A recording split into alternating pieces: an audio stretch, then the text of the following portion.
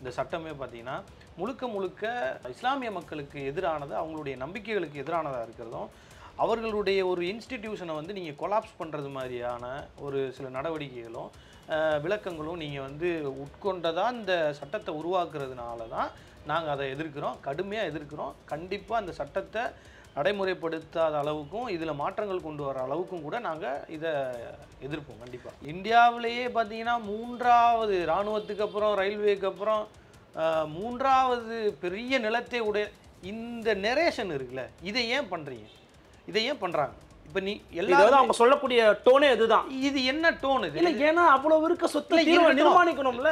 நீங்கள் வந்து ஊழல் ஒழிஞ்சு போய் வச்சுன்றாங்க. உங்கள் கண்ணை உறுத்துதா? அது சீர்திருத்தம் செய்ய வேண்டும் என்ற எண்ணத்தில் பிழை இல்லை. ஓகே, பண்ணுங்க, ஒரு அரசாங்கமா நீங்க அதை செய்யுங்க. ஆனா பிஜேபிக்கு ஒரு அஜெண்டா இருக்கு. அந்த அஜெண்டாவை பிஜேபின்றதுனாலவே நான் சொல்லல, இந்த சட்டத்தை பார்த்துட்டு நாங்க சொல்றோம்.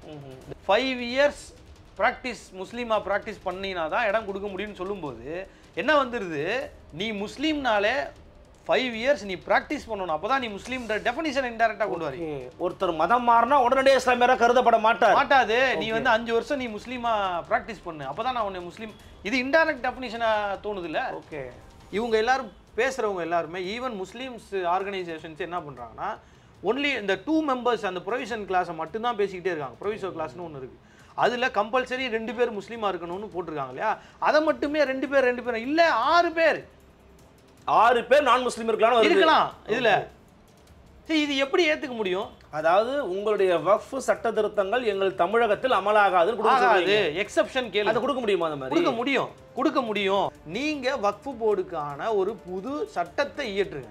ஓகே, சட்டத்தை இயற்றி ஆர்டிகல் 254 படி நீங்க எக்ஸெப்ஷன் கேளுங்க. நீட்டுக்கு எப்படி கேட்குறீங்களோ, ஜல்லிக்கட்டுக்கு எப்படி கேட்டீங்களோ, அந்த பொலிட்டிக்கல் சிச்சுவேஷன் வரும்போது அதை வாங்கலாம். நீங்க தான் சொல்றீங்களே இந்தியா கூட்டணி நாங்க வந்து அடுத்த முறை நாங்க ஆட்சியை பிடிச்சிருவோம்னு சொல்றீங்க. நீட்டு ஒழியன்றார் டெபுட்டி சிஎம் சொல்றீங்கல்ல, அப்ப நீ இந்தியா கூட்டணி வரும்போதோ இல்லாட்டி அதை ஒரு கொள்கையா மாத்துங்க. ஆனா நீங்க சட்டம் இயற்றுங்க.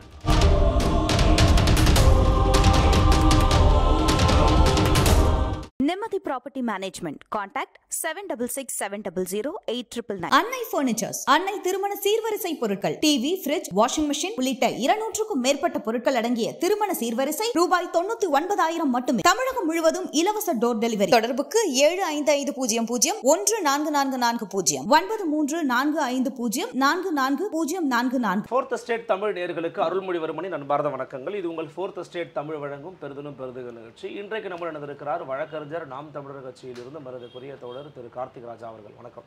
வணக்கம். எப்படி இருக்கீங்க? நல்லா இருக்கு. இப்போ அண்மையில் உங்கள் கட்சியின் சார்பாக 13ஆம் தேதி ஒரு ஆர்ப்பாட்டம் அறிவிச்சிருக்கிறீங்க.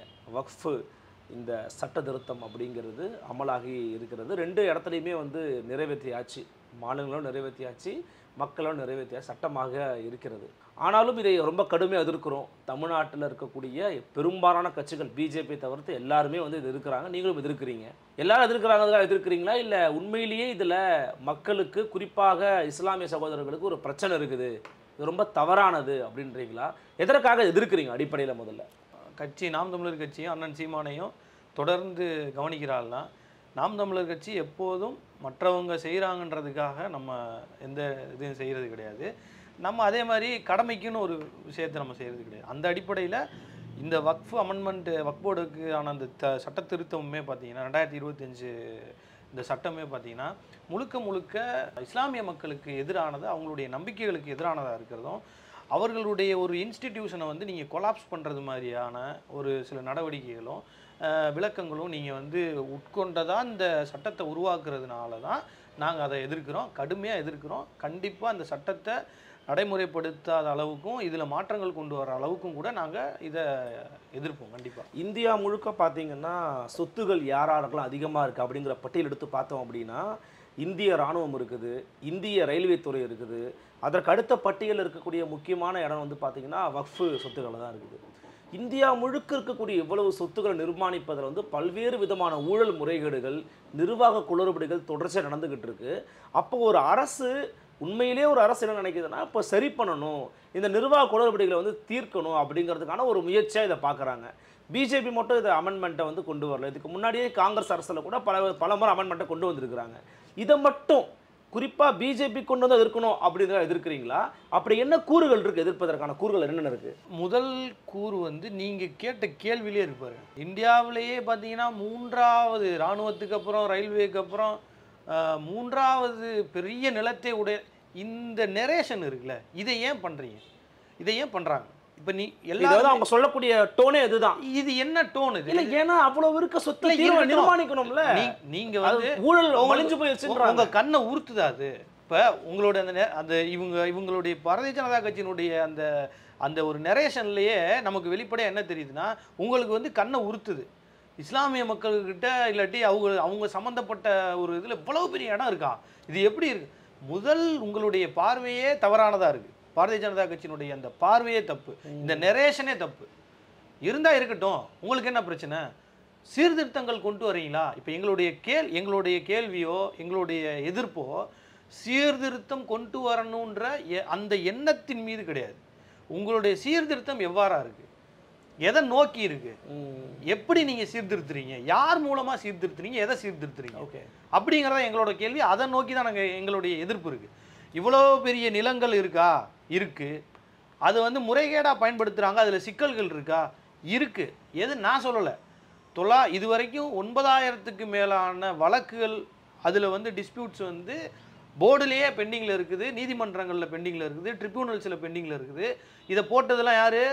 தனிநபரோ இல்லாட்டி இந்துக்களோ இல்லை நாங்களோ, இப்போ நாங்கள் எதிர்க்கிற நாங்களோ கிடையாது, முஸ்லீம் மக்கள் தான் போட்டிருக்காங்க.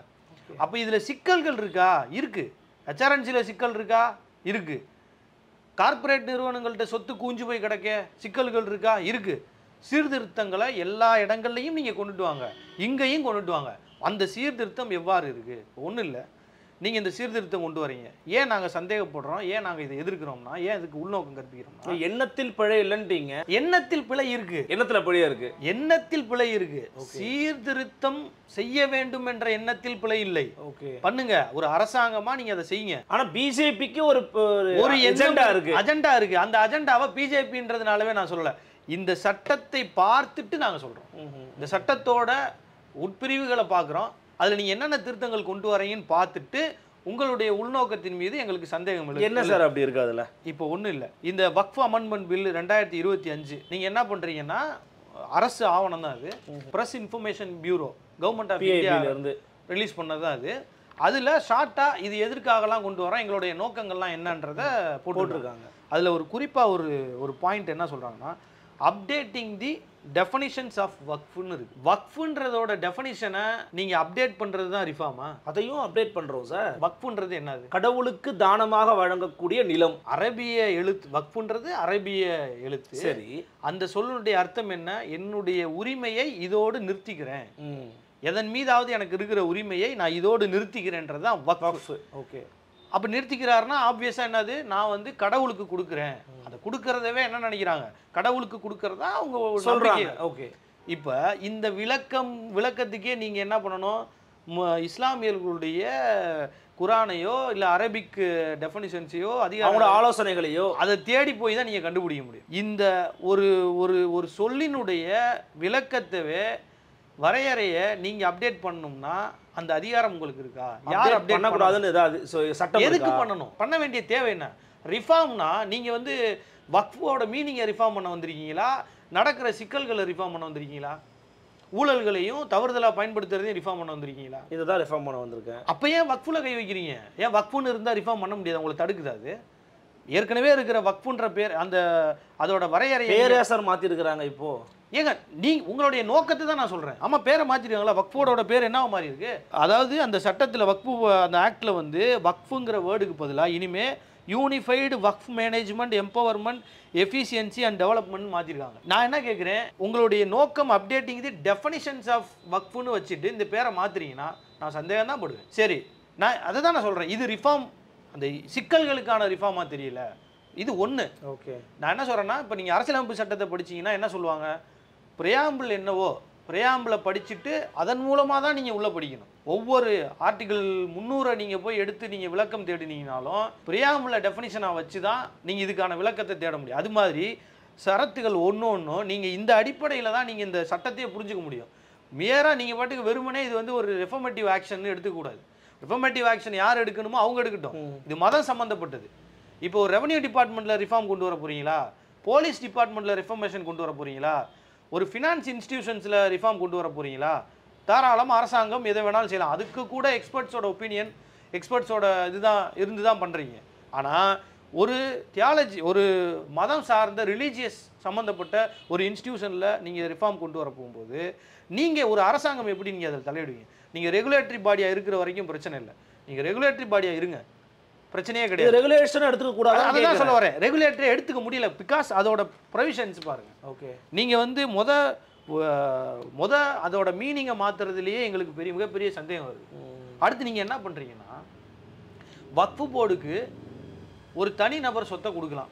இதுக்கு முன்னாடி இந்த சட்டத்தில் என்ன இருக்குது?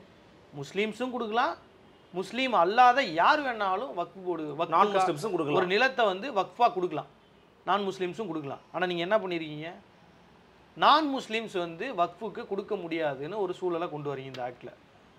ஏன் கொண்டு வரீங்க? இது கொண்டு வர வேண்டிய நோக்கம் என்ன?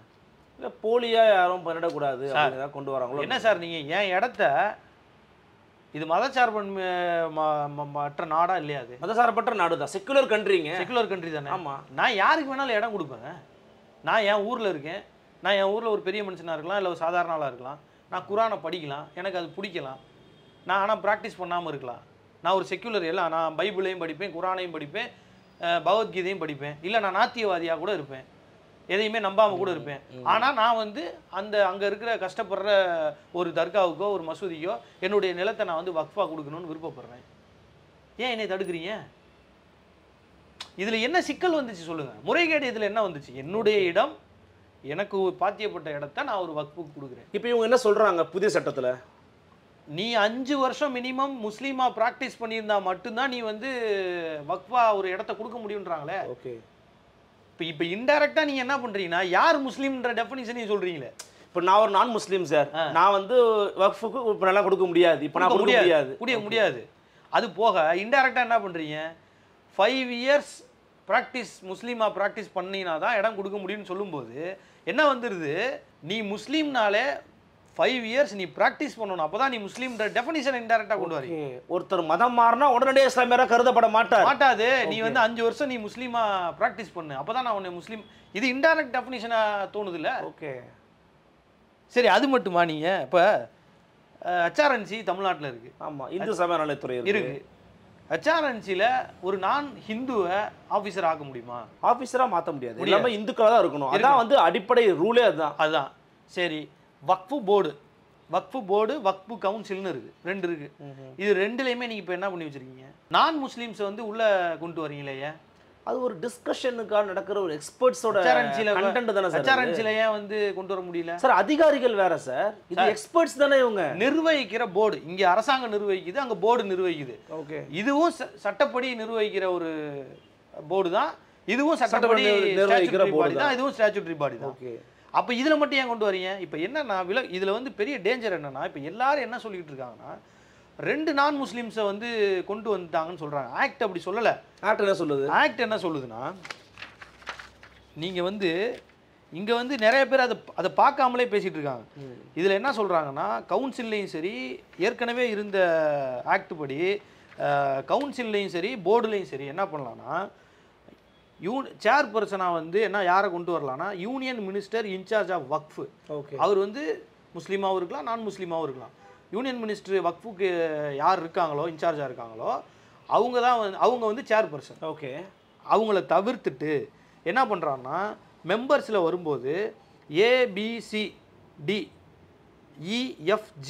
இப்படி சப்கிளாஸஸ் இருக்குது. இதில் பார்த்தீங்கன்னா ஏ வந்து யூனியன் மினிஸ்டரை பற்றி சொல்லுது, சேர்பர்சனை பற்றி.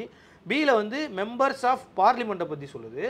Members of parliament whom to shall be from the house of the people and 1 from the council of ஸ்டேட்ஸ்னு இருக்குது. இதை தவிர்த்துட்டு சி வரும்போது the following members to be appointed by the central government from amongst முஸ்லீம்னு சொல்லுது. Okay, இப்போ இதில் amongst முஸ்லீமில் கண்டிப்பாக இருக்கணும்னு இந்த சியில் சொல்கிறாங்க. இதில் என்ன பண்ணுறாங்கன்னா, மொத்தம் 4 பேரை இதிலிருந்து தேர்ந்தெடுக்கணும். கம்பல்சரி என்ன இருக்கணும், அவங்க முஸ்லீம்ஸாக இருக்கணும். அதுக்கப்புறம் வர்ற அட்வொகேட் ஜெனரல், அது ஒரு 1 அட்வொகேட் ஆஃப் நேஷனல் எமினன்ஸ், அவங்க 4% of national eminence, 1 each from fields of administration. இந்த ஸ்பெஷலைஸ்டு பீப்புள் இருக்காங்க அவங்க, அதுக்கப்புறம் நான் சொன்ன மெம்பர்ஸ் ஃப்ரம் பார்லிமெண்ட் இதெல்லாம் இருக்கு இல்லையா, இவங்க எல்லாருமே முஸ்லீமாக இருக்க வேண்டிய கட்டாயம் இல்லை இப்போ இருக்கிற சரத்துப்படி.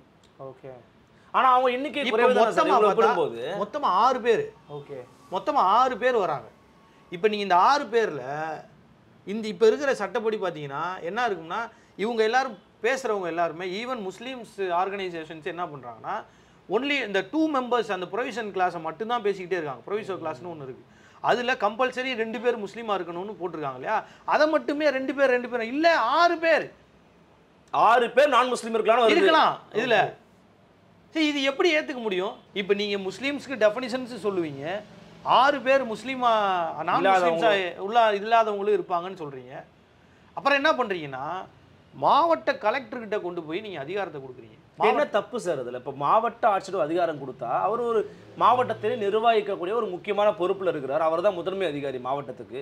அவர் என்ன தப்பான முடிவு எடுத்துகிட்டு போகிறாரு? சரி, மாவட்ட கலெக்டர்கிட்ட அதிகாரம் கொடுக்குறீங்க, எதுக்காக என்னென்ன அதிகாரத்தை மாவட்ட கலெக்டர்கிட்ட கொடுக்குறீங்க, ஆட்சியர்கிட்ட கொடுக்குறீங்கன்னா, டிஸ்பியூட் ஒரு லேண்டு வந்து கவர்மெண்ட் லேண்டா தனியார் நபரோட லேண்டா, இப்போ நான் சொல்கிறேன் 900 வழக்கு 9000 வழக்குகள் இருக்குது. டிஸ்பியூட் எங்கெல்லாம் வருதோ அதை டிசைடிங் அத்தாரிட்டியாக இதுக்கு முன்னாடி இருந்தது யார்? போர்டு இருந்துச்சு, ட்ரிபியூனல் இருந்துச்சு. வக்ஃப் போர்டு இருந்துச்சு, அதுக்கப்புறம் ட்ரிபியூனல் இருந்துச்சு. இப்போ என்ன பண்ணுறீங்கன்னா டிஸ்பியூட்டில் டெசிஷன் மேக்கிங் பவரை கொண்டு போய் யார் கொடுக்குறீங்க? மாவட்ட ஆட்சியர்கிட்ட கொடுக்குறீங்க. வக்ஃப் போர்டுக்கு நீ டெசிஷன் மேக்கிங் பவர் கிடையாது.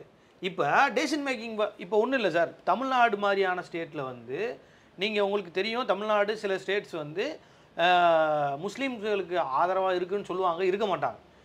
இங்கே இருக்கும்போது மாவட்ட கலெக்டர்லாம் வந்து பார்த்தீங்கன்னா முஸ்லீம்களுக்கு ஆதரவாக செயல்படுற மாதிரி ஒரு பிம்பம் வரலாம்.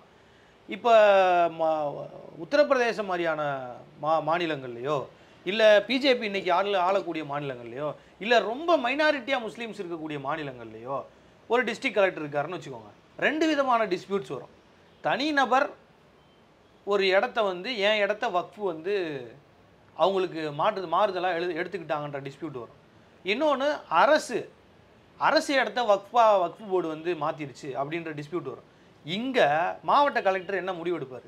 ஓகே, இப்போ மாவட்ட கலெக்டர் உண்மையான வக்ஃபு இடத்த அரசினுடைய இடமா மாற்றிடுவாரா இல்லையா? வாய்ப்பு இருக்குது. இப்போ நீங்கள் என்ன சொல்கிறீங்கன்னா ரெகுலேஷன் வந்து நீங்கள் போடுவீங்க, மத்திய அரசாங்கம் ரெகுலேஷன் ரூலை ஃப்ரேம் பண்ணுவீங்க, அதை செயல்படுத்துறது மட்டும்தான் கலெக்டர் பண்ணுவார். நீங்கள் கலெக்டர் என்ன செய்வார்னா ஒரு இடத்த நோட்டிஃபை பண்ணி டெசிஷன் எடுத்துட்டாருன்னா ஸ்டேட் கவர்மெண்ட் லேண்டுக்கு ரெவன்யூவுக்கு என்ன ரெகுலேஷன் வச்சுருக்குதோ அதன் அடிப்படையில் மட்டும் அந்த லேண்டை வந்து மாநில அரசாங்கத்தினுடைய ரூலை ஃபாலோ பண்ணுவீங்க. ஆனால் ஒரு நிலத்தை எப்படி எடுக்கிறது, என்ன மாதிரியான ரூலை ஃபாலோ பண்ணணும், நீங்கள் எப்படிலாம் என்னென்ன மாதிரியான க்ரைட்டீரியா ஃபாலோ பண்ணணும்னா யார் ஃப்ரேம் பண்ணுவீங்க? சென்ட்ரல் கவர்மெண்ட் ரூல் ஃப்ரேம் பண்ணுவீங்க. நீங்கள் என்ன பண்ணி வச்சுருக்கீங்க? மாநில அரசாங்கத்துக்கான ஏற்கனவே இருந்த ஆக்டில் 108 செக்ஷன் 108 வந்து பார்த்தீங்கன்னா மாநில அரசாங்கம் ரூல் ஃப்ரேமிங் பவர் இருக்குது, அவங்களுக்கு பவர் இப்பவே இருக்கே சார். இப்போ கிடையாது, மாநில அரசுக்கு தான் உரிமை இருக்குது. நான் சொல்ல வரேன், வக்ஃப் போர்டை உருவாக்குறது மாநில அரசு தான். எஸ், கரெக்ஷன், சாரி, 109ல் பவர் டு மேக் ரூல்ஸ்னு ஒன்று இருக்குது. ஓகே, அது இதுவரைக்கும் பழைய ஆக்டில் இருக்குது. அந்த ஆக்ட் படி மாநில அரசாங்கங்கள் என்ன செய்யலாம்னா இந்த சட்டம் வந்து பாராளுமன்ற சட்டம் இயற்றின சட்டம், அந்த சட்டத்தை நடைமுறைப்படுத்துறதுக்கான ரூல்ஸ் அண்ட் ரெகுலேஷனை யார் ஃப்ரேம் பண்ணலான்னா மாநில அரசாங்கங்கள் ஃப்ரேம் பண்ணலாம் இது வரைக்கும். ஓகே, ஆனால் இப்போ நீங்கள் என்ன பண்ணுறீங்கன்னா 108B ஒரு செக்ஷனை இன்சர்ட் பண்ணுறீங்க. அதில் என்ன பண்ணுறீங்கன்னா ரூல் மேக்கிங் பவர் அப்படின்னு போட்டு சென்ட்ரல் கவர்மெண்ட்டுக்கான அதிகாரத்தை கொடுக்குறீங்க, ரூல் மேக் பண்ணும் அப்படின்னு சொல்கிறீங்க. இப்போது 2 பேரும் ரூல் மேக் பண்ணியிருக்காங்க, மாநில அரசு நடுவண் அரசு 2 பேருமே ரூல் மேக் பண்ணியிருக்கீங்க. எது ப்ரிவைல் ஆகும்? இது எந்த லிஸ்ட்டில் இருக்குது? முதல்ல வக்ஃப் கன்கரண்ட் லிஸ்ட்டில் இருக்குது. ஓகே, இப்போ நான் என்ன செய்ய கன்கரண்ட் லிஸ்ட்டில் இருக்கிற வக்ஃப் இந்த ரூல்ஸில் 2 பேர் ரூல் ஃப்ரேம் பண்ணிங்க, நடுவண் அரசு தான் இதுவாகும். இப்போ இன்டெரக்டாக நீங்கள் என்ன பண்ணுறீங்க? வக்ஃப் ரிலேட்டடான எல்லா பவர்ஸையும் நீங்கள் டேக் ஓவர் பண்ணுறீங்க. சர்வே கமிஷனர்ன்ற ஒரு பொசிஷன் இருந்துச்சு, அதையும் இப்போ மாவட்ட கலெக்டர்கிட்ட கொடுக்குறீங்க. போர்டோட பவர்ஸ் ஃபங்க்ஷன்ஸ்னு ப்ரொவிஷன் இருந்துச்சு, அது மொத்தத்தையும் தூக்கிட்டீங்க, ரிப்பீல் பண்ணிட்டீங்க. இப்படி மாநில நீங்கள் வந்து சும்மா வந்து கலெக்டர்கிட்ட இப்போ அதிகாரம் கொடுத்துட்டோம், கலெக்டர் தான் இனிமே எல்லாமே அப்படின்னு சொல்கிறதவே நீங்கள் என்ன சொல்கிறீங்கன்னா, நாங்கள் ஒன்றுமே செய்யலையே, மாநில அரசாங்கத்திட்ட எல்லாமே கொடுத்துட்டோமேன்னு சொல்கிறீங்க. மாநில அரசாங்கம் இனிமேல் எந்த ரூலை ஃப்ரேம் பண்ண முடியும்?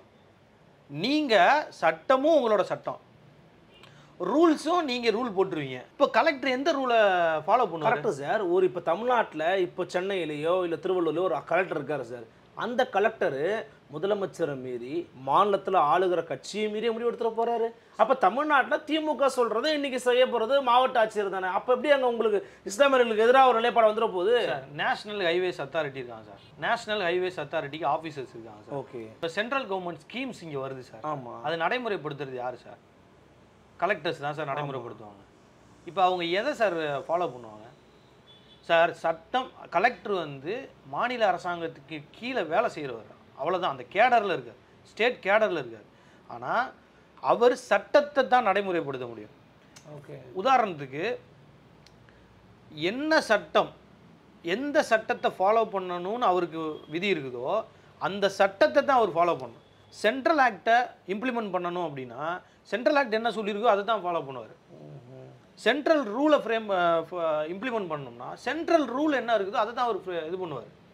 இப்போ இந்த ஆக்டில் நீங்கள் தெளிவாக சொல்லிடுறீங்களே, நிலம் எடுப்பு, நிலத்தின் மீதான வரையறை, ஒரு நிலத்தை வந்து அவர் தான் வந்து சொல்லுவார், இந்த இடம் வந்து வக்ஃப் இல்லையான்றதை சொல்லுவார்.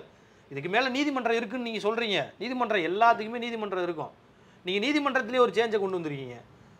போர்டுக்கு அப்புறம் ட்ரிபியூனல்னு இருந்துச்சு, ட்ரிபியூனலுக்கு அப்புறம் நீங்கள் ஹைகோர்ட்டுன்னு இது வரைக்கும் இருந்துச்சு.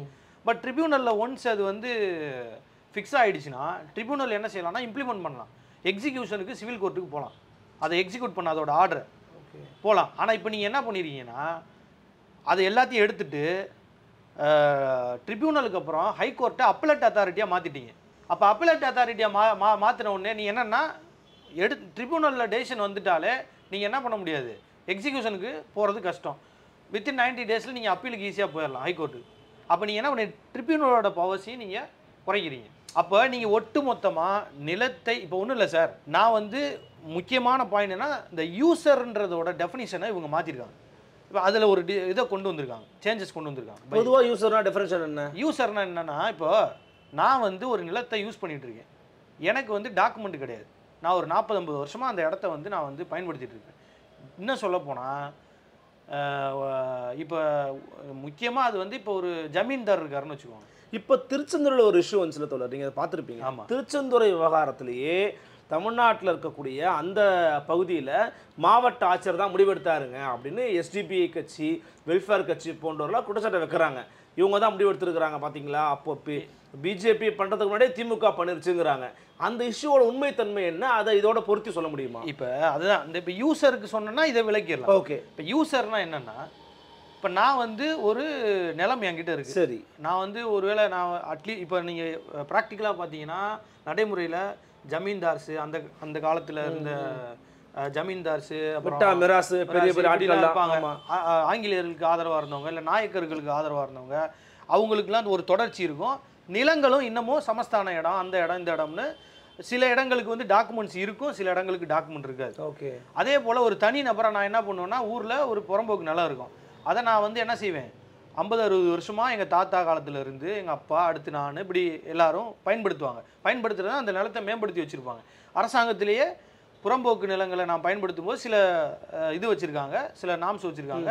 அதெல்லாம் இருந்துச்சுன்னா சாட்டிஸ்ஃபை ஆஃப் த கவர்மெண்ட் வந்து எனக்கு பட்டா கூட உரிமையை கூட கொடுப்பாங்க. ஓகே. அப்படின்னா என்ன அர்த்தம், அந்த நிலத்தின் மீது அவர் வந்து அந்த நிலத்தை வந்து பயன்படுத்தி அதை வளப்படுத்தி வச்சுருக்காரு, அவருக்கு உரிமை கொண்டாடுறதுக்கு சில சர்க்கம்ஸ்டன்சஸில் அவருக்கு ரைட் இருக்குது அப்படின்றது இருக்குது.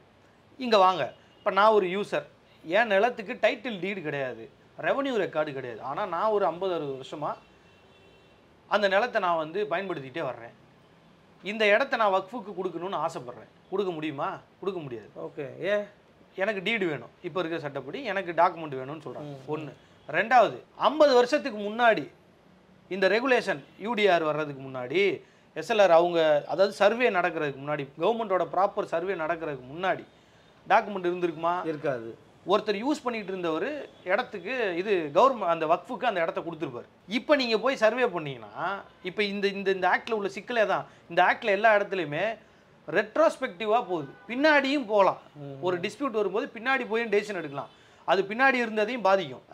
உதாரணத்துக்கு 50-60 வருஷத்துக்கு முன்னாடி ஒருத்தர் வந்து டாக்குமெண்ட்டே இல்லை, அவர் பயன்படுத்த சர்வே நடக்கலையில், இந்த பட்டா சிட்டா அடங்கல் இருந்திருக்காரு.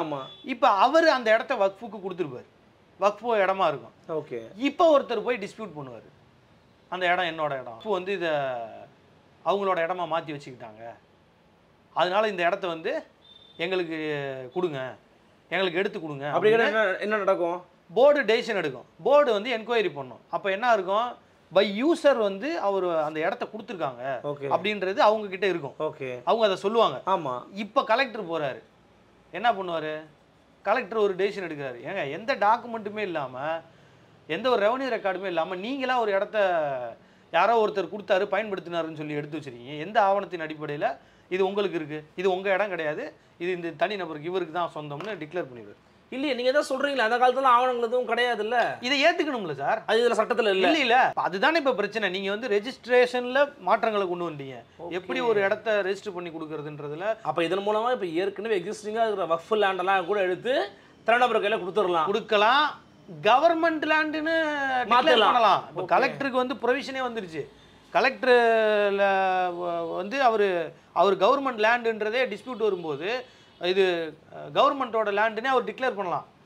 ரெண்டாவது, டிஸ்பியூட் ஒன்ஸ் அரைஸ் ஆகிடுச்சுன்னா அந்த லேண்டு வந்து யாருமே பயன்படுத்தக்கூடாது. ஓகே, அது அப்படியே டிஸ்பியூட் முடிகிற வரைக்கும் அப்படியே இருக்கும். ஸ்டே இப்போ சிவில் ப்ரொசீடிங்ஸ்னால் நீங்கள் ஸ்டே வாங்கினா தான் பயன்பாடுகளை உரிமையை தடுக்க முடியும், இன்ஜெக்ஷன் வாங்கணும்.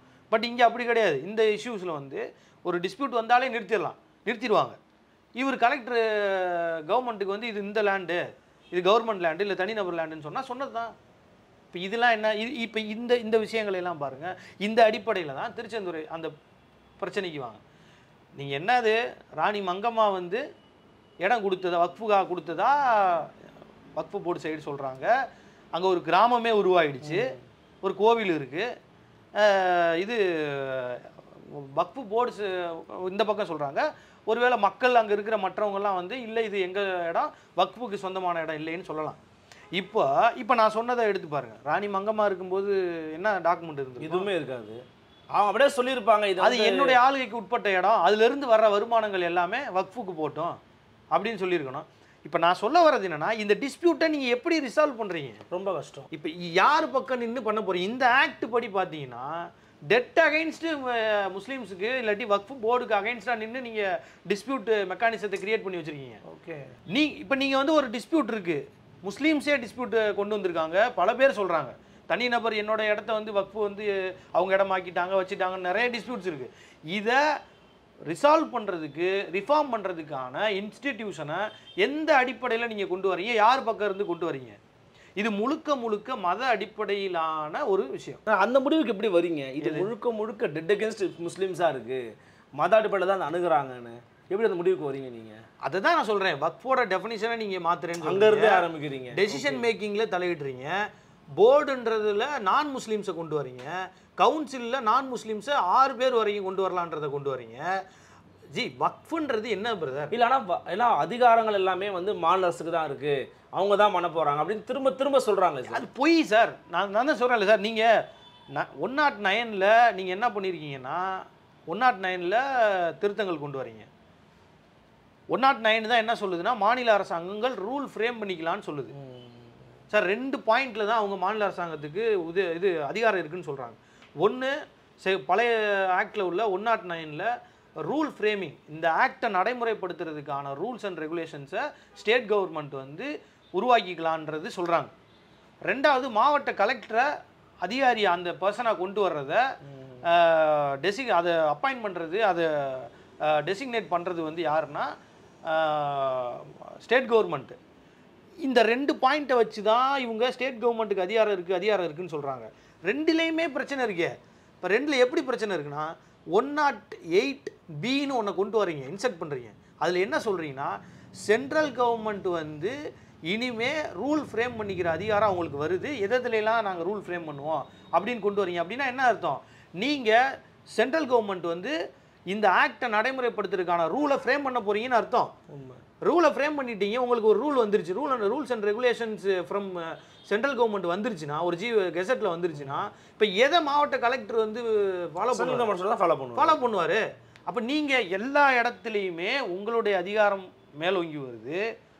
அது போக வந்து எல்லா இடத்துலையுமே மத அடிப்படையிலான வரையறைகளை ஃபுல்லாக நீங்கள் மாற்றுறீங்க. ஏற்கனவே இருக்கிற போர்டு, ட்ரிபியூனல்ஸ் எல்லாத்தோட அதிகாரத்தையும் எடுத்து நீங்கள் யார்கிட்ட கொடுக்குறீங்க? ஒரு மாவட்ட கலெக்டர்கிட்ட கொடுக்குறீங்க. இப்போ இது எல்லாமே நீங்கள் இது எல்லாத்தையும் இன்னும் இருக்குங்க. இந்த செக்ஷன் அவங்களோட ஒவ்வொரு செக்ஷன்லையுமே இன்டைரக்டாக அவ்வளோ பிரச்சனைகள் இருக்குது. அது நம்ம பேசணும்னா இது ஒரு பெரிய லெக்சர் மாதிரி போயிடும். அந்த அளவுக்கு பிரச்சனைகள் இருக்கும்போது இதை நீங்கள் எந்த அடிப்படையில், நீங்கள் மத அடிப்படையில் எடுத்துக்காமல் எப்படி இருக்க முடியும்? ஆக்சுவலி இந்த விஷயத்தை வந்து பார்த்தீங்கன்னா நீங்கள் உட்பட தமிழ்நாட்டின் ஆளுங்கட்சி வரைக்கும் வந்து பார்த்தீங்கன்னா எல்லாருமே கடுமையாக எதிர்க்கிறாங்க. மிக குறிப்பாக தமிழக முதலமைச்சர் வந்து உச்சநீதிமன்றம் வரைக்கும் நாங்கள் போக போகிறோம் அப்படிங்கிற விஷயத்தையும் வந்து குறிப்பிட்டிருக்கிறாரு. தமிழ்நாடு அரசு நிர்வாக ரீதியாக ஒரு மாநில அரசுக்கு இருக்கக்கூடிய அனைத்து விதமான வாய்ப்புகளையும் பயன்படுத்தி இருக்கிறாங்களா, பயன்படுத்த போகிறாங்களா, அவங்களுடைய ஐடியா என்ன, நீங்கள் சொல்லக்கூடிய கருத்து என்ன? சார் இது வந்து என்னை பொறுத்தளவில் திமுக பயன்படுத்தலை. திமுக அரசு போயிருக்காங்க சார், சுப்ரீம் கோர்ட் போயிருக்காங்க. சுப்ரீம் கோர்ட் போய் என்ன பண்ணுவாங்க?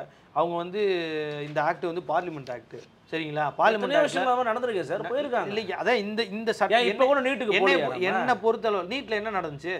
டெசிஷன் வரல, பட் போராடிட்டு இருக்கோம்ல. நான் அதுதான் சொல்ல வரேன். நீங்கள் சட்ட போராட்டத்தை சரியா பண்ணுங்கன்னு தான் நான் சொல்ல வரேன். இப்போ நாங்கள் என்ன சொல்கிறோம்னா, நீங்கள் சட்ட போராட்டம் பண்ணுங்கள், இது இப்படி பண்ணாதீங்க. உச்சநீதிமன்றம் போனீங்கன்னா இந்த சட்டத்தில் என்ன வெர்டிக்ட் வரும்னு எல்லாருக்குமே தெரியும். பார்லிமெண்ட் இது தெரிஞ்சு தான் அவங்க கொண்டு வந்திருக்காங்க. ப்ளஸ் இந்த சட்டப்படி நம்ம தான் இன்டர்பிரேட் பண்ணுறோம். முஸ்லீம்க்கு இந்த ப்ரொவிஷன் இப்படி இருக்குது, அந்த ப்ரொவிஷன் இப்படி இருக்குது அப்படின்னு. அவன் சுப்ரீம் கோர்ட்டில் சட்ட ரீதியாக இது நிற்குமா அப்படின்னு பார்த்தீங்கன்னா, இந்த வாதம் வந்து சட்ட ரீதியாக நிற்காது. சுப்ரீம் கோர்ட்டோட தன்மையும் எல்லாருக்குமே தெரியும். இதை நான் பொதுவெளியில் பேசணும்னு இல்லை. நான் என்ன சொல்கிறேன், இது வந்து மடைமாற்ற வேலையாக இருக்க வேணாம். கன்கரண்ட் லிஸ்ட்டில் தான் இந்த பிரச்சனை வருது. வக்ஃபுன்றது வரல, சேரிட்டபிள் ரிலீஜியஸ் சேரிட்டபிள் இன்ஸ்டிடியூஷன்ஸ் பத்தி சட்டம் இயற்றுறது வந்து கன்கரண்ட் லிஸ்ட்ல இருக்கு. அதன் அடிப்படையில் தான் நீங்க என்ன பண்ணிருக்கீங்க, HRNCக்கு சட்டம் போட்டு HRNCல நீங்க உங்களோட கண்ட்ரோல் வச்சிருக்கீங்க. நான் என்ன சொல்றேன்னா, எங்களுடைய கட்சியும் நாங்கள் என்ன சொல்றோம்னா, நீங்க ஒரு சட்டம் இயற்றுங்க. வக்ஃபு போர்டு ரிலேட்டடா நீங்க ஒரு சட்டம் போடுங்க, ஒரு இன்ஸ்டிடியூஷனை கொண்டு வாங்க, ஒரு ஃப்ரேம் பண்ணுங்க. அந்த சட்டத்தை கன்கரண்ட் லிஸ்ட்ல இருக்கிறதுனால எக்ஸப்ஷன் வாங்குறதுக்கு பிரசிடென்ட் கிட்ட அசென்ட் கொடுங்க. அதாவது உங்களுடைய வக்ஃப் சட்ட திருத்தங்கள் எங்கள் தமிழகத்தில் அமலாகாது, எக்ஸப்ஷன் கேளு. அதை கொடுக்க முடியுமா? அந்த மாதிரி கொடுக்க முடியும். இப்போ நீங்க நீட்டுக்கு கேட்குறீங்க, ஜல்லிக்கட்டுக்கு வாங்கியிருக்கீங்க, நீட்டுக்கு கேட்டுட்டு இருக்கீங்க. சிஏக்கு கூட இப்படி பண்ணாங்கன்னு நினைக்கிறேன். சிஏக்கு சில நடைமுறைகளை செய்றீங்க. சிஏக்கு ஈவன் சிட்டிசன்ஷிப் வந்து முழுக்க மத்திய பட்டியலில் இருக்கு, ஒன்றிய பட்டியலில் இருக்கு. அதுக்கே அதுல நடைமுறை உங்களால் அவங்க அதை நடைமுறைப்படுத்துறத தடுக்கவே முடியாது. அப்படிப்பட்ட சூழ்நிலை நீங்கள் என்ன பண்ணுறீங்க, ஏதோ நாங்கள் செய்கிறேன்ட்டு ஒரு சட்டத்தை போட்டு நீங்கள் எக்ஸப்ஷன் கேட்டு போகிறீங்க. நான் என்ன சொல்கிறேன், நீங்கள் நீதிமன்றம் போகிறது இது ஏமாத்து வேலை, இது வந்து மடைமாற்ற வேலை. நீங்கள் நீதிமன்றம் போகாமல் சட்டமன்றத்தில் நீங்கள் வக்ஃபு போர்டுக்கான ஒரு புது சட்டத்தை இயற்றுங்க. சட்டத்தை இயற்றி ஆர்டிகல் 254 படி நீங்கள் எக்ஸப்ஷன் கேளுங்க. நீட்டுக்கு எப்படி கேட்குறீங்களோ, ஜல்லிக்கட்டுக்கு எப்படி கேட்டீங்களோ அந்த பொலிட்டிக்கல் சிச்சுவேஷன் வரும்போது அதை வாங்கலாம். நீங்கள் தான் சொல்கிறீங்களே இந்தியா கூட்டணி நாங்கள் வந்து அடுத்த முறை நாங்கள் ஆட்சியை பிடிச்சிருவோம்னு சொல்லுவீங்க, நீட்டு ஒழியன்றார் டெபுட்டி சிஎம் சொல்கிறீங்கல்ல. அப்போ நீ இந்தியா கூட்டணி வரும்போதோ இல்லாட்டி அதை ஒரு கொள்கையாக மாற்றுங்க. ஆனால் நீங்கள் சட்டம் ஏற்றுங்க. இல்லை சட்டம் போட முடியும், இப்போ சட்டம் போட முடியும், உங்களால் நடைமுறைப்படுத்த முடியுமானா அதில் சிக்கல் இருக்குது. நீங்கள் பிரசிடென்ட்டை கொண்டு போங்க, அதில் ஒரு போராட்டம் பண்ணுங்க, ஒரு பீப்புள் மூவ்மெண்ட்டாக கொண்டு போங்க.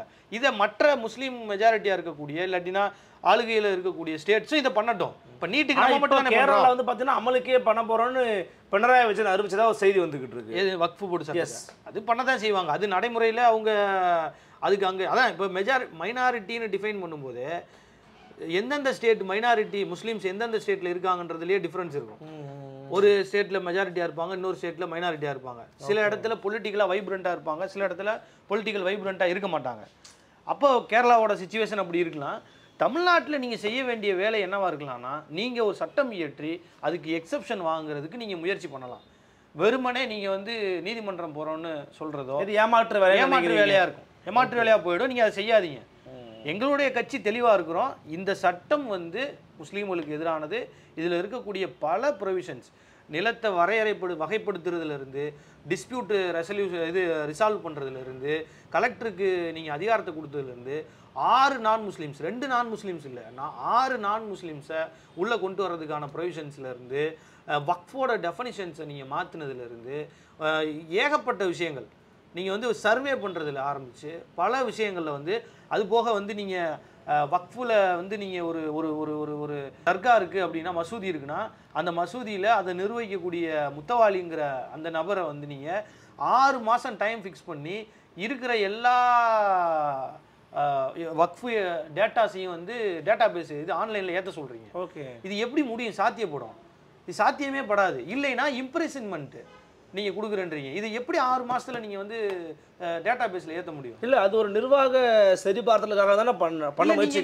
6 மாதத்துக்குள்ளே எப்படி பண்ண முடியும்? இது சிக்கல் தானே. இப்போ நீங்கள் 6 மாதத்துக்குள்ளே பண்ண முடியாது. அப்போ ஒரு டிஸ்பியூட் ரைஸ் ஆகும். அந்த டிஸ்பியூட்டை கொண்டு போய் நீங்கள் கலெக்டர்கிட்ட போய் நிற்பீங்க. கலெக்டர் உடனே இது கவர்மெண்ட் லேண்டுன்னு இல்லை இது தனிநபர் லேண்டுன்றாரு சொல்லுவார். நான் என்ன சொல்ல வரேன்னா, இதில் சந்தேகம், எங்களுக்கு சந்தேகமும் உங்களுக்கு உள்நோக்கம் இருக்கிறதுன்ற எண்ணம் எங்கேருந்து வருதுன்னா, நீங்கள் தொடர்ச்சியாக இதில் கை வச்சிருக்க இடங்கள் எல்லாமே உங்களுடைய விருப்பப்படி பண்ணியிருக்கீங்க. சென்சிட்டிவான இடத்துல கை வச்சிருக்கீங்க, உங்களுடைய விருப்பப்படி பண்ணியிருக்கீங்க. இப்படி நாங்கள் பண்ணணும், இப்படி ரிஃபார்ம் பண்ணணும் அப்படின்னு நினச்சி நீங்கள் பண்ணிருக்கீங்க. உண்மையிலேயே நீங்கள் ரிஃபார்ம் பண்ணுமா? இந்தியாவில் அம்பானி, அதானி, மிகப்பெரிய ஒரு 10 பணக்காரர்கள் கிட்டத்தட்ட 67-70% மக்களுக்கு ஈக்குவலான சொத்து இருக்குன்னு சொல்கிறாங்க. நம்மளுடைய சொத்துல சேர்த்தா கூட சொத்துக்கு இணையாகாதுன்னு சொல்கிறாங்க. நீங்கள் அதே மாதிரி பல உங்களுடைய மந்திரிகள், அரசியல்வாதிகள் எல்லாருக்கிட்டையும் ஆயிரக்கணக்கான ஏக்கர் சொத்துக்கள் எல்லா இடத்துலையும் வாங்கி போட்டு, கிட்டத்தட்ட எல்லா எம்பிஸும் கோடீஸ்வரன் தான். 93% பாராளுமன்ற உறுப்பினர்கள் கோடீஸ்வரர்கள்னு ஒரு புள்ளி விவரம் சொல்கிறாங்க. அப்போ இவ்வளவு நிலங்கள்லையும் சொத்து குவிப்புலையும் இவ்வளவு சிக்கல்கள் இருக்குது. நீங்கள் எல்லாத்தையும் ரிஃபார்ம் பண்ணலாம், ஏன் பண்ண மாட்டேங்கிறீங்க? இல்லை, அதெல்லாம் பண்ணிட்டு வாங்க அப்புறம் வாங்கன்றீங்களா? நான் அப்படி சொல்லலை. நீங்கள் எல்லாத்தையும் பண்ணிட்டு வா, இதை பண்ணல, அதையும் பண்ணுங்க. அதை பண்ணாமல் இருக்கிற நீங்கள் இதை வந்து பண்ணும்போது எங்களுக்கு சந்தேகம் எழுது. ரெண்டாவது, அவங்களுக்கு சாஃப்ட் கார்னராகவும் இவங்களுக்கு நீங்கள் வந்து டார்கெட் பண்ணி ஹார்டாகவும் நீங்கள் உங்களோட ப்ரொவிஷன்ஸ் எல்லாம் பார்த்தீங்கன்னா ரொம்ப ஹார்டாகவும் இருக்கிறது சந்தேகத்தை எழுப்புது. ரெண்டாவது, பியூர்லி அது எல்லாமே தனிநபர் சொத்து, தனிநபர்கள் உருவாக்குன விஷயங்கள். ஆனால் இது வந்து தனிநபரோடது கிடையாது. இது வந்து ஒரு மத நம்பிக்கையின் பேரில் கடவுளுக்கு நான் கொடுக்குறேன்னு ஒருத்தர் ஒரு நிலத்தை கொடுக்குறாரு. அப்போ நீங்கள் அதில் போய் ரிஃபார்ம் பண்ண போகிறேன்னு நீங்கள் வர்றீங்க. ரிஃபார்ம் பண்ணுங்க, நான் வேணான்னு சொல்லலை. ரிஃபார்ம் பண்ணுறத அந்த மக்கள்கிட்ட கருத்துக்களை வாங்கி, இல்லை அந்த மக்கள்கிட்ட விடுங்க. ஏன் நீங்கள் பண்ணியிருக்கலாமே, போர்டுக்கிட்ட கொடுத்துருக்கலாமே. நீங்கள் இதை வந்து இவ்வளோ சிக்கல்கள் இருக்குது, ரெஃபார்ம் பண்ணி எங்களுக்கு ஒரு டிராஃப்ட் கொடுங்கன்னு கேட்டிருக்கலாமே. நீங்கள் ஜாயின்ட் கமிட்டி ரிப்போர்ட்டு பார்லிமெண்ட் கமிட்டிக்கு ஃபார்ம் பண்ணீங்க. On the base of that committee நீங்கள் முடிவெடுத்து தான் சொல்கிறீங்க. நான் என்ன சொல்கிறேன், அந்த கமிட்டி மெம்பர்லேயே வந்து 20 பேர் ஆளுங்கட்சியும் அதை விட குறைவான எதிர்க்கட்சி மெம்பர்களும் இருந்ததா குற்றச்சாட்டுகள் இருக்குல்ல. அதே மாதிரி மற்ற எதிர்க்கட்சியை சேர்ந்த பல பேர் வந்து சொன்ன கருத்துக்களில் வந்து ஏற்றுக்கொண்டு நீங்கள் மாற்றங்களை கொண்டு வந்ததா இல்லைன்னு குற்றச்சாட்டு இருக்கு. இந்த ஆக்டில் நீங்கள் நினச்சதை தான் கொண்டு வந்ததா தானே குற்றச்சாட்டு இருக்குது. அப்போ இது எல்லாத்தையும் நீங்கள் கோர்த்து பார்க்கும்போது இது வந்து முழுக்க முழுக்க இஸ்லாமிய மக்களுக்கு அவர்களுடைய மத நம்பிக்கைகளை சீர்படுத்துறதுக்கு, அவர்களுடைய உடைமைகள், அதாவது இன்ஸ்டிடியூஷனாக இஸ்லாமியர்கள் வலுவாக இருக்கிற இடம் எதுன்னு பார்த்தீங்கன்னா இந்த வக்ஃபு போர்டு. அதை நீங்கள் உடைக்கிறதுக்கு டார்கெட் பண்ணுறீங்களோ, அதிகாரம் அது இப்போ வந்து நீங்கள் அரசியல் அதிகாரம், இப்போ நீங்கள் போன பார்லிமெண்ட் எலெக்ஷனில் எம்பிசி இது முஸ்லீம்ஸுக்கு எவ்வளோ தூரத்துக்கு நீங்கள் இம்பார்ட்டன்ஸ் கொடுத்தீங்கன்னு தெரியும், எல்லாருக்கும் தெரியும். அடுத்து மினிஸ்ட்ரியில் எத்தனை பேர்த்துக்கு நீங்கள் கொடுக்குறீங்கன்றது தெரியும், எல்லாமே தெரியும். இப்படிப்பட்ட சூழ்நிலையில் இந்த வக்ஃபு போர்டும் வக்ஃபு ரிலேட்டடான அந்த சொத்துக்களும் தான் இஸ்லாமியர்களுக்கு ஒரு இன்ஸ்டிடியூட் பாதுகாப்பாக இருக்குது. ஓகே, அதை நீங்கள் உடைக்கணும்னு நினைக்கிறீங்க, அதை அவங்க கையிலேருந்து எடுக்கணும், அதை கொலாப்ஸ் பண்ணணும்னு நினைக்கிறீங்க. முக்கியமாக நான் சொல்ல வர்றது, பாரதிய ஜனதா கட்சியினுடைய பார்வையில் இந்து அறநிலையத்துறையை கலைச்சிட்டு ஒவ்வொரு கோயில்கள்கிட்டையும் அந்த சொத்துக்களை கொடுத்துருங்க, இந்துக்கள்கிட்ட கொடுங்கன்னு சொல்கிறீங்க. அதே சமயம் நீங்கள் என்ன பண்ணுறீங்கன்னா வக்ஃபு போர்டை டோட்டலாக கவர்மெண்ட் டேக் ஓவர் பண்ணுறதுக்கான எல்லா ஏற்பாடுகளையும் பண்ணுறீங்க. இது வந்து முரணா இருக்கு. இருக்குது. அப்போ சிக்கல் வந்து நீங்கள் ஒரு HRNCன்றது அரசாங்கம் உருவாக்குன இன்ஸ்டிடியூஷன், வக்ஃபுன்றது ரெகுலேட்டரி பாடியாக அரசாங்கம் உருவாக்குன இன்ஸ்டிடியூஷன். இதில் ஒரு பார்வையும் வைக்காதீங்க. ரெண்டுலேயுமே சிக்கல் இருக்குது, ரெண்டையுமே ரிஃபார்ம் பண்ணணும். சொத்துக்கள் வந்து சாதாரண மக்களுக்கு பயன்படாமல் தனிநபர்களுக்கு பயங்கரமாக பயன்பட்டு இருக்கு. இது அந்தந்த மதத்தை சார்ந்தவங்களே கலந்து பேசி முடிவெடுக்க வேண்டிய விஷயம். ஏன்னா இது மதம் சம்மந்தப்பட்டது. அப்போ இதில் நீங்கள் அரசினுடைய தலையீடு வந்து ரெஃபர்மேட்டிவ் ஆக்ஷனாக இல்லாமல் நீங்கள் வந்து ஃபுல் கண்ட்ரோல் எடுக்கிறது மாதிரியும் அதை டைல்யூட் பண்ணுறது மாதிரி இருக்கிறது மிக ஆபத்தானது. ரொம்ப கிளியராக, ஆழமாக, எளிமையாக, தெளிவாக இந்த வக்ஃப் விஷயங்களை பற்றி ரொம்ப டீட்டெயிலாக சொன்னீங்க. எங்களுக்காக ஒரு வருகனையும் கருத்து மனதமைக்கு மிக்க நன்றி தோழர். நன்றி. ரொம்ப நன்றி. மீண்டும் சந்திக்கலாம். வணக்கம்.